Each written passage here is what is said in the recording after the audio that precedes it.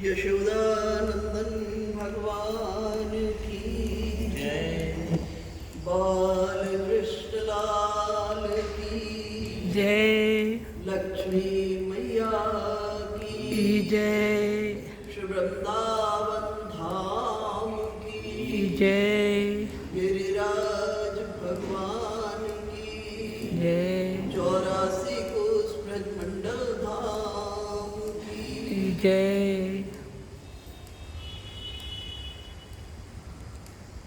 सनातन धर्म कितना विराट है और भगवान का स्वभाव जो है वो अकारण करुणा वरुणालय है। हम सब क्या है? कारण करुणा वरुणालय। अर्थात कारण होती है तो हमारी किसी पर करुणा होती है, लेकिन भगवान क्या है? अकारण करुणा वरुणालय। हम में कोई गुण भी नहीं है, हम में लाख दोष भरे हुए हैं, है ना? तब भी भगवान की करुणा जीव के ऊपर वर्षित होती है। अभी कुछ दिन पहले बरूथनी एकादशी थी। पूर्व में जो एकादशी थी उसका नाम था बरूथनी एकादशी। मैं उस एकादशी की कथा जब पढ़ रही थी तो मैंने देखा भगवान कितने विराट हैं, सनातन धर्म कितना विराट है। बरूथनी एकादशी की कथा में एक सुंदर विषय आया कि जो फल 10,000 बरस की तपस्या करने से प्राप्त होता है वो मात्र बरूथनी एकादशी के व्रत से प्राप्त हो जाता है। देखो कितनी बड़ी बात कह दी। 10,000 बरस तक हो सकता है हमारा जो पूर्व का जीवन है वो विसंगतियों में गुजरा हो। हमारा पूर्व के जीवन में हम पथभ्रष्ट रहे हो, पूर्व के जीवन में समस्याओं में और परिस्थितियों में उलझे रहने के कारण हमको अपने धर्म का ही ज्ञान ना हो।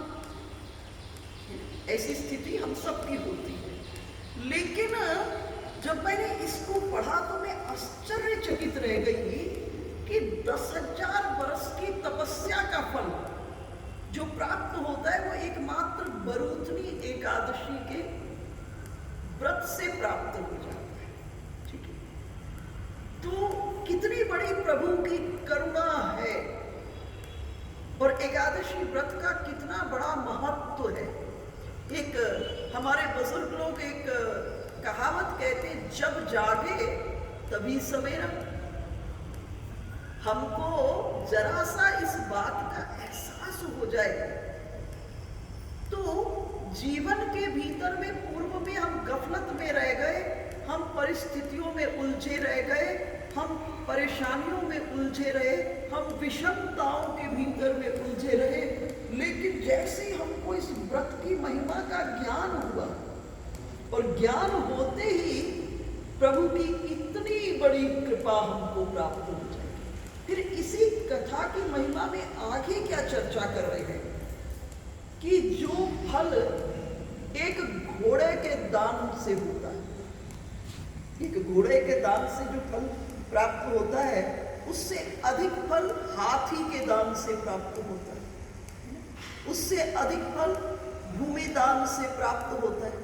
लेकिन भगवान जानते ना, हमारा सबके पास तो घोड़ा दान करने की सामर्थ्य नहीं है, सबके पास हाथी दान करने की सामर्थ्य नहीं है, सबके पास बहुत बड़ी भूमि दान करने की सामर्थ्य नहीं। भगवान ने कहा उससे अधिक तिल के दान से फल की प्राप्ति होती है बरूथनी एकादशी के दिन। देखो कितनी बड़ी सनातन धर्म की व्यवस्था। आप सनातन धर्म की व्यवस्था के बारे में सोचो। अब सब तो सामर्थ्य वाला नहीं है ना कि हाथी दान कर सके, घोड़ा दान कर सके, भूमि दान कर सके। भगवान ने कहा उससे अधिक फल किसका है? तिल के दान का है। अब तिल के दान तो मुझे लगता है हम सब इतने सामर्थ्यवान तो हैं जो बैठे कि एक मुट्ठी तिल तो दान कर ही सकते। भगवान कितनी बड़ी कृपा हम पर इस छोटे दान के माध्यम से कर रहे हैं। देखो श्रीमद् भगवत गीता में भगवान ने बहुत प्यारी बात कहे, अपि चेत्सु दुराचारो भजते माम अनन्य भाग साधुरेव समन्तव्य सम्यक् व्यवसितो हि सः क्षिप्रं भवति धर्मात्मा शश्वत् शान्ति निगच्छति कौन्तेय प्रतिजानाहि न मे भक्त प्रणश्यति। भगवान हमारे ऐसे उदार है, इसलिए गोस्वामी जी महाराज राम जी के बारे में क्या लिख रहे हैं, ऐसो को उदार जग माही बिनु सेवा जो द्रवहि दीन पर राम सरिस को नाही। बिना सेवा के हम कुछ नहीं करते ठाकुर जी के लिए, फिर भी देखो प्रभु ने हमारे लिए कितनी सुंदर व्यवस्था दी।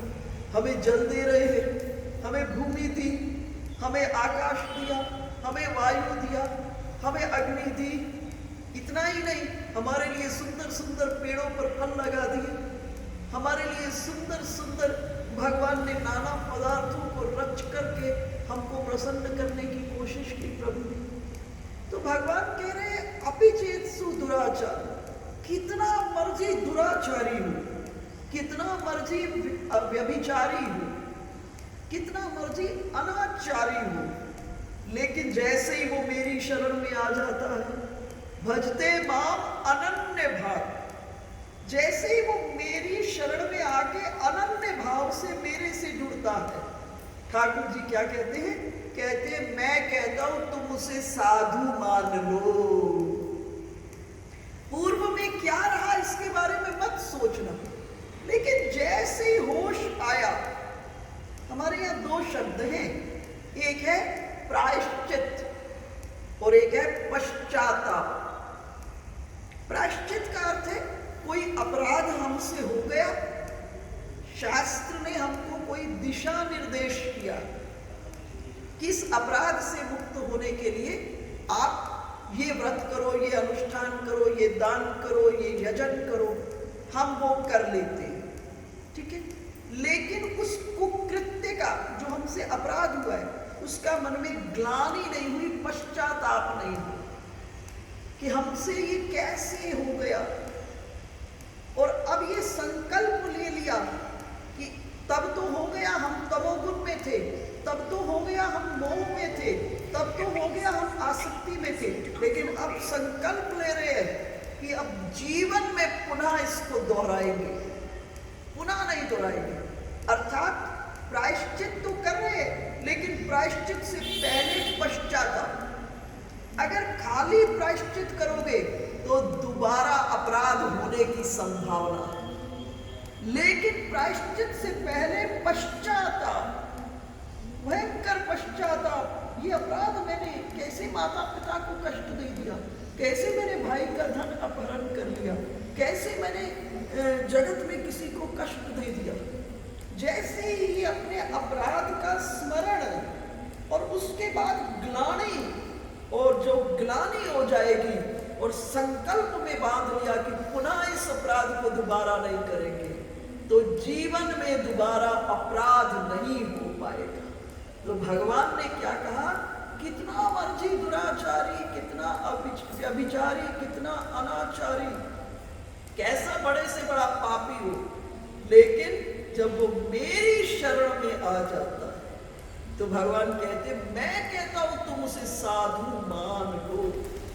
क्षिप्रम भवति धर्मात्मा, वो उसी समय धर्मात्मा हो जाता है। शाश्वत शांति निगच्छति, उसे परम शांति की प्राप्ति होती है। हे कुंती के पुत्र अर्जुन, मेरे भक्त का कभी नाश नहीं। अर्थात हम क्या बन जाए, ठाकुर जी के भक्त बन जाए। और ठाकुर जी के भक्त कब हो जाएंगे, जब हम ठाकुर जी से युक्त हो जाएंगे, जुड़ जाएंगे, है ना, ठाकुर जी से जुड़ जाएंगे। और जब हृदय से जुड़ जाएंगे तो भगवान क्या कहते हैं, मेरे भक्त का कभी नाश नहीं होता है। तो इस सनातन धर्म की विराटता को देखिए, भगवान के स्वभाव को पढ़िए। हमने क्या किया, भगवान उस पर दृष्टि नहीं डालते।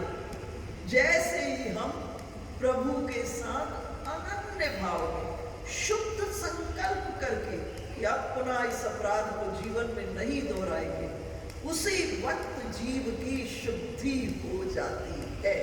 तो मैं इस एकादशी व्रत की कथा को पढ़ते हुए बहुत ज्यादा प्रभु की इस कृपा के बारे में, इस अनुकंपा के बारे में चिंतन कर रही थी कि सबके पास संभव नहीं है हाथी दान, सबके पास संभव नहीं घोड़ा दान, सबके पास संभव नहीं भूमि दान। तो भगवान ने कहा जितना फल इससे दान से होता है उससे अधिक फल दिल के दान से होता है। अर्थात हम जितने बैठे, मुझे लगता है एक मुट्ठी दिल तो सब दान करने की सामर्थ्य रखते। तो भगवान ने किस प्रकार से हमको अवसर देते हैं, जो सुख बड़े बड़े धनाढ्यों को धर्म के माध्यम से मिल सकता है, धर्म की विधियों को करने से, बड़ी बड़ी धर्म की पूजा अनुष्ठान करने से, वही फल जिसके पास धन नहीं है प्रचुर मात्रा के भीतर, वो जीव भी उसको प्राप्त कर सकता है। इसलिए भारतवर्ष में हमारा जन्म हुआ है, हम एक काम करें। क्या काम करें? हम ठाकुर जी के साथ जुड़कर उनकी आज्ञा को अपने जीवन में मान करके, उनके हो करके जीवन जिए, प्रभु के हो करके जीवन जिए। तो कल इस विषय पर विशेष चर्चा करूंगी। आज सिर्फ इतनी ही चर्चा कि अक्षय तृतीया कल है और इसका महत्व क्या है। अक्षय अर्थात जिसका कभी क्षय नहीं, जो कभी खत्म नहीं हो। और दिन जो आप दान करते हो, जप करते हो, तप करते हो, वो अपना फल देकर खत्म हो जाता है। लेकिन कल की तिथि प्रभु ने बनाई, कल जो आने वाली तिथि है, उस दिन जो आप जप करते हैं, जो आप तप करते हैं, जो दान करते हैं, उसका फल कभी खत्म नहीं होता। इसलिए अधिक से अधिक कल के दिन पर हम जप करें, कल के दिन हम तप करें और कल के दिन हाथ से कुछ हो सके तो हम उसको दान करें। ये अक्षय तृतीया की महिमा है। और वृंदावन के भीतर में विशेष महिमा इसलिए भी है कि कल के दिन वर्ष में एक दिन बिहारी जी के चरण दर्शन, कल के दिन बिहारी जी का चंदन से श्रृंगार होता है। सारा दिन सर्वांग चंदन का प्रभु का श्रृंगार होता है और उनका दर्शन होता है। उनके चरण दर्शन वर्ष में एक बार हमको प्राप्त होते हैं। विशेष महिमा इसकी कल चर्चा करेंगे और क्या क्या करना चाहिए कल चर्चा करेंगे। बोलिए यशोदानंदन भगवान की।